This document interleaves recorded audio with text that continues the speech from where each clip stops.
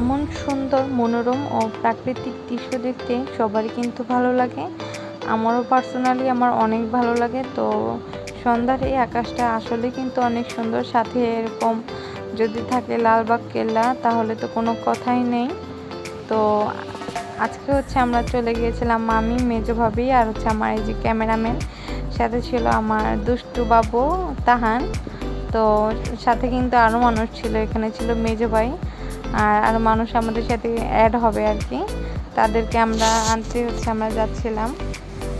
আর তারা কিছু কাজের জন্য বাইরে গিয়েছিল, তাদেরকে আমরা রাস্তা থেকে যে অ্যাড করে নিই, ভাবি, সেজো ভাই আর নাইমা। তো আমরা মোট 6 জন না 7 জন আর কি, আমরা সবাই মিলে চলে যাচ্ছিলাম একটা সুন্দর একটা স্পটে। তো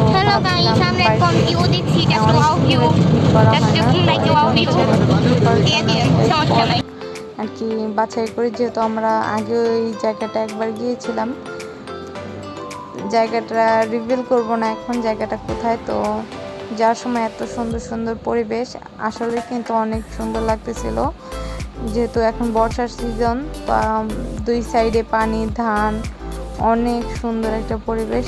বিকালবেলা আরও সুন্দর লাগতেছিল। তো ফাইনালি আমরা কিন্তু চলে আসছি আমাদের পিকনিক স্পটে। তো পিকনিক স্পটটা কিন্তু লালবাগ কেল্লা না, এটা একটা ইটভাটা আর কি। ইটভাটার সাইডে যে এত সুন্দর একটা পরিবেশ থাকা আর কি ভাবা যায় না, কিন্তু আসলে কিন্তু পরিবেশটা অনেক সুন্দর।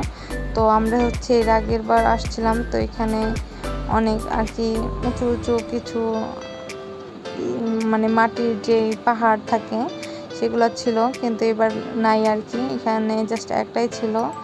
তো আমি আশেপাশে ঘুরে ঘুরে দেখতেছিলাম কেমন, আর তাহান এখনও বুঝতে পারে নাই যে কোথায় আসলাম, কি হইলো। আর এখানে আমার ক্যামেরাম্যান একটু লাফাই নিল, তো তাহানকে এখানে নামিয়ে দিছে।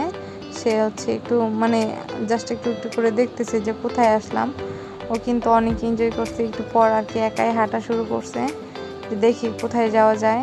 তো বারবার এদিক থেকে ওই দিক, ওই দিক থেকে ওই দিক ঘোরাঘুরি করতেছিল। আমি ওর পিছে পিছে যাচ্ছি, ও আমার সাথে আসে না, আমি ওর সাথে সাথে যাচ্ছি। তো ওকে আমি ডাক দিই, বাবা আমার কাছে আসো, আমার কাছে আসো। ও আমার কাছে আসে না, সে আমাকে পাশ কাটায় চলে যায়। তো এই যে এটা ইটভাটা। তো অনেকেই বলতে পারেন ইটভাটা দেখার কি আছে, আমাদের দেখার অনেক কিছু আছে, কারণ আমরা পার্সোনালি এভাবে কোনো সময় আর কি দেখি নাই।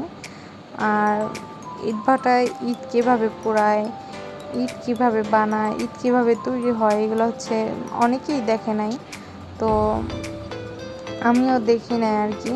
কিন্তু এখন যে সিজনটা, এখন কিন্তু ইট পোড়াচ্ছে না, এখন ইট বানানো শেষ, পোড়ানো শেষ। এখন জানি না এই সিজনটা কেন কাজ বন্ধ থাকে আর কি। তো এটা দেখেন অনেক বড় একটা ভাটা, ইট ভাটা আর কি, অনেক বড়, অনেক বড়। আমরা এর আগের বার আসছিলাম, তখন এত ইট ছিল না। তো আমার কাছে কেন জানি কৌতূহল হলো, এমন ঘরের মধ্যে কি থাকে, হয়তো বা চুলা থাকে বা অনেক কিছু একটা।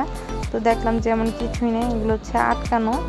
তো আমরা তো আর জানি না এগুলোর মধ্যে কী করে, তারপরে আর কি গিয়ে দেখেছি যে কেমন। তো দেখেন আশেপাশের যে আকাশটা, এটা কিন্তু মাশাআল্লাহ অনেক সুন্দর লাগতেছিল। তো আমার একটু কৌতূহল হলো যে চুলা কোথায় থাকে। তো ভাই আমাকে ডাক দিল যে এদিকে আয়।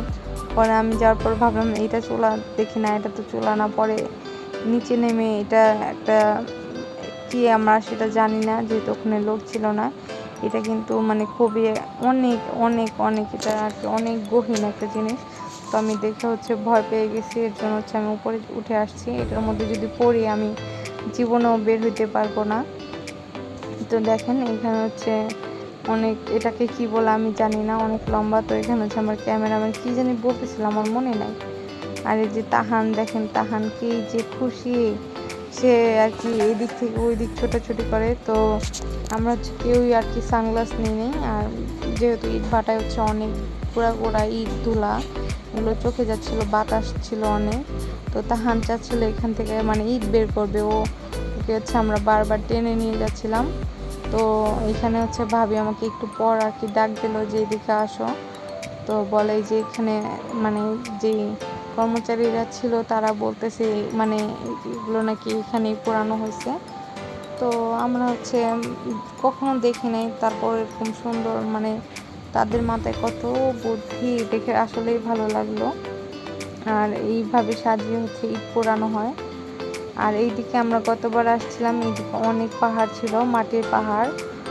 এবার আসার পর আর কি আমরা পাইনি যে এই পাহাড়গুলো, কিন্তু পরিবেশটা কিন্তু অনেক সুন্দর লাগলো, অনেক ভালো লাগছে। তো আমাদের আরও ইচ্ছা আছে আমরা আবারও যাব। তো ভাবলাম যেহেতু বিকাল হয়ে গেছে তো পিকনিকটা শুরু করা যাক। পিকনিক বলতে আমরা হালকা কিছু আয়োজন করছিলাম। এখানে হচ্ছে আমরা বিছানার চাদর বিছাই নিছি, আর এখানে হচ্ছে 7 আপ ঢালা হচ্ছিল। এগুলো হচ্ছে আমরা বাড়ি থেকে গ্লাস, তারপরে ফ্রুট এগুলো নিয়ে গিয়েছিলাম, কিন্তু আইসক্রিমটা আমরা বাড়ি থেকে আনি নাই। এখানে যে একটা দোকান ছিল ওখান থেকে আনা হয়েছিল, এর জন্য ভালো আইসক্রিম পাই না। আর এখানে হচ্ছে আম কেটে নিচ্ছিল, সাথে ছিল চিপস, পপকর্ন, তারপর হচ্ছে ফ্রুটের মধ্যে ছিল ড্রাগন, মাল্টা, আপেল এগুলো ছিল, আম ছিল। তো এরকম একটা পরিবেশের মধ্যে এমন সুন্দর সবাই মিলে একসাথে বসে খাইতে কিন্তু আসলে অনেক ভালো লাগে। তো এখানে আইসক্রিম হচ্ছে তেঁতুলের আইসক্রিম, এটা কিন্তু মানে একটু মজা না, আমরা কেউই খেতে পারিনি। শেষে হচ্ছে আমরা ফালাই দিছি, তাহান তো একটু খেয়ে আর কি কান্না করে দিছে।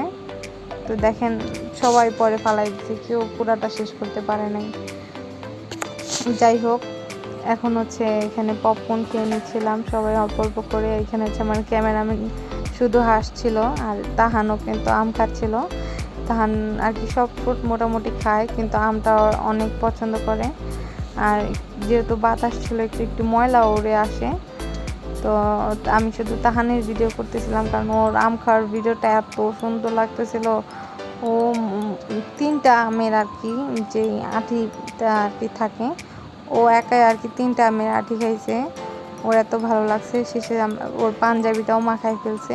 তো এখানে আমরা চাইছিলাম সবাই মিলে আমরা সাদা পরবো, কিন্তু একটা কারণ আর কি পরা হয়নি। যাই হোক, তারপরও অনেক একটা আর কি সুন্দর একটা পরিবেশে কিন্তু ভালোই লাগছিল।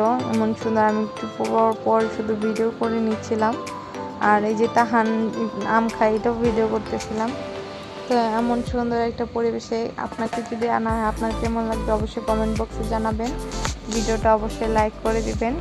আর সাথে কিন্তু আমাদের আর কি একটা মেইন যে কোর্স আর কি মেইন যে কোর্স সেটা ছিল মুড়ি, এটার ভিডিওটা আমি করতে পারিনি। তো মুড়িটা কিন্তু অনেক ভালো লাগছিল। এখানে দেখেন যেটা মেয়ে আর কি নৌকা নিয়ে আসছিল। তো এই ভিডিওটা ভালো লাগলে অবশ্যই সবাই লাইক, কমেন্ট, শেয়ার, সাবস্ক্রাইব